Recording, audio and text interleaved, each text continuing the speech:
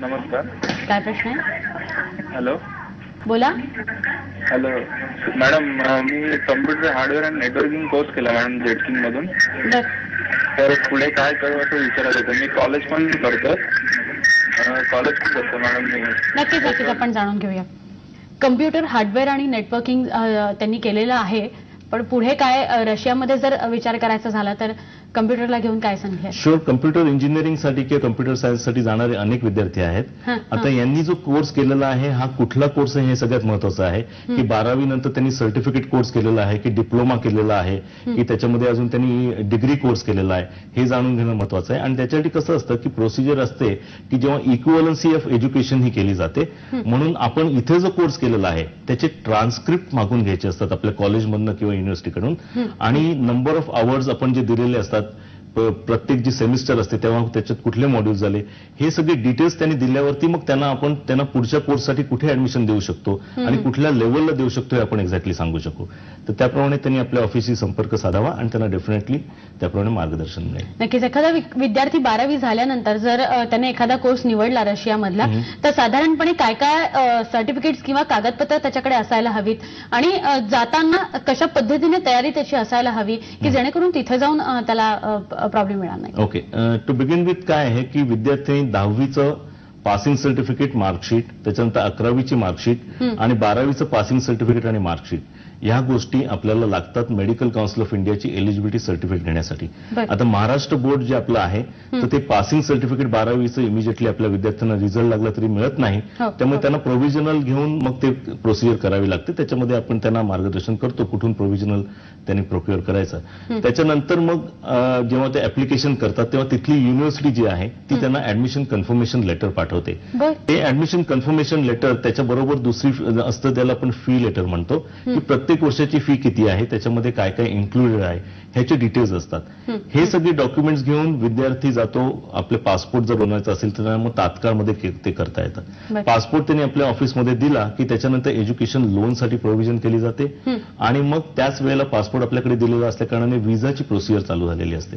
Visa invitation नावाचं एक document हे तिथल्या युनिव्हर्सिटीमधून येतं, त्याच्यामध्ये युनिव्हर्सिटीचं नाव लिहिलेलं असतं की तुम्ही कुठल्या युनिव्हर्सिटीमध्ये चाललाय ते इथे आल्यानंतर इथे जो व्हिसा सेक्शन आहे रशियन गव्हर्नमेंटचा त्याच्यामध्ये आम्ही तो स्टॅम्पिंग करून विद्यार्थ्याला देतो आणि त्यांना खूप ओरिएंटेशन्स द्यावे लागतात. कारण विद्यार्थी जसं आपण सांगतोय की रशियामध्ये जाण्यासाठी माहिती नसल्या कारणाने इन्क्लुडिंग बॅग कशी तुमची पॅक करावी, कुठल्या गोष्टी घेऊन जाव्या, कुठल्या गोष्टी नाही न्यायच्या, या सगळ्याचं मार्गदर्शन त्यांना प्री डिपार्चर ओरिएंटेशन नावाचा एक प्रोग्राम असतो त्याच्यामध्ये आपण सगळ्या विद्यार्थ्यांना हा वेळोवेळी देत असतो. नक्कीच. आपण सविस्तर सर बोलूया. आपल्याला नवी मुंबईहून आशिष यांचा फोन येतो आहे, प्रश्न येतो आहे, आपण जाणून घेऊया. मी आशिष बोलतोय पनवेलवरनं. बोला. मला 12th मध्ये पीसीबी मध्ये 61.1% आहे. सो आणि मेडिकल मध्ये इंटरेस्टेड आहे. बर. नक्कीच. सो मी कुठला BDS किंवा MBBS साठी अप्लाय करावा? बरं. MBBS की BDS? MBBS बेसिकली या कोर्सला जास्ती विद्यार्थी प्राधान्य देतात, कारण MBBS जो करणारा विद्यार्थी आहे तो MBBS करून थांबत नसतो, त्याला नंतर स्पेशलायझेशन करायचं असतं आणि MBBS केल्यानंतर आपल्या जवळजवळ 60 ते 70 स्पेशलायझेशन त्याच्यामध्ये असतात आणि त्याच्यामुळे खूप तुम्हाला मोठे ऑप्शन्स असतात. BDS केल्यानंतर जेव्हा आपण पोस्ट ग्रॅज्युएशन करायला जातो तेव्हा 6 ते 7 आपल्याला स्पेशलायझेशन फक्त अवेलेबल आहेत आणि विद्यार्थ्यांचा जास्ती कल हा MBBS कडे प्रायोरिटी असते. तरी सुद्धा व्हॉट वी प्रिफर की विद्यार्थ्यांनी आमच्याकडे येऊन जेव्हा आमच्या समोर बसतात ते पालकांच्या बरोबर तेव्हा त्यांचं कल जास्ती कुठे आहे हे जाणून घेऊन मग त्यांना मार्गदर्शन आम्ही करतो. असं होत नाही की कोणाला BDS करायचंय आणि त्यांना आपण MBBS करायला जबरदस्ती पाठवतो. त्यामुळे विद्यार्थ्यांनी नक्की आपल्या ऑफिसमध्ये यावं, मार्गदर्शन घ्यावं आणि ह्याच्यासाठी फ्री काउन्सिलिंग असतं, त्याच्यासाठी आपण कुठले चार्जेस घेत नाही त्यांच्याकडून. नक्कीच. भारतातलं कल्चर आणि रशियामधलं कल्चर यात सुद्धा फरक आहे, त्यामुळे शिक्षणावर त्याचा काही परिणाम होऊ शकतो का या संदर्भात सुद्धा सविस्तर बोलायचं. एक छोटीशी विश्रांती घेऊन लगेच भेटूया. पाहत रहा टाटा इंडिकॉम करिअर वे.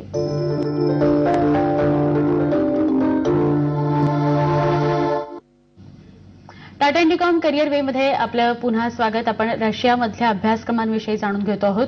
एकंदरच शिक्षण पद्धती कशा स्वरूपाची तिथे आहे, कशा पद्धतीने सेफ आहे याविषयी मनोज सरांनी मार्गदर्शन केलेलं आहे. 1800-221010 यावर आपण आपले प्रश्न विचारू शकताय. पुढचा प्रश्नाकडे आपण वळतो आहोत सर, चर्चेकडे बोलूया. मात्र सुनील आपल्याला अंबेजोगाईहून प्रश्न विचारतायत, त्यांचा प्रश्न जाणून घेऊया. सुनील, नमस्कार. नमस्कार. माझा मुलगा सध्या पुण्याला प्रिंटिंग आणि ग्राफिक इंजिनिअरिंग करतो आहे. बर. प्रिंटिंग आणि ग्राफिक इंजिनिअरिंग. बर. त्याला इंजिनिअरिंग झाल्यानंतर रशियामध्ये काय संधी आहेत त्याच्याबद्दल माहिती पाहिजे होती. नक्कीच आपण जाणून घेऊया.